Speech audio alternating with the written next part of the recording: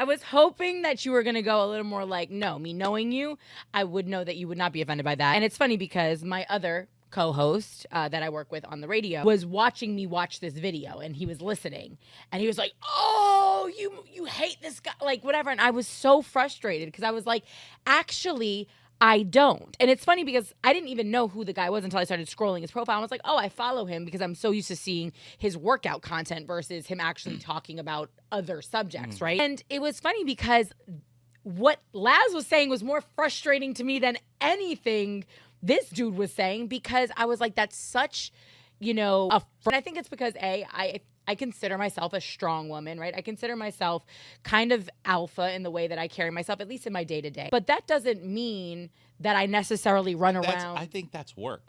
I think when it comes to a relationship, you might be a little more docile. For sure. And that was the point that that was the argument I ended up in with Laz. So I was like, I'm an alpha. I'm a leader, at least to some degree, in my own mind. Yes.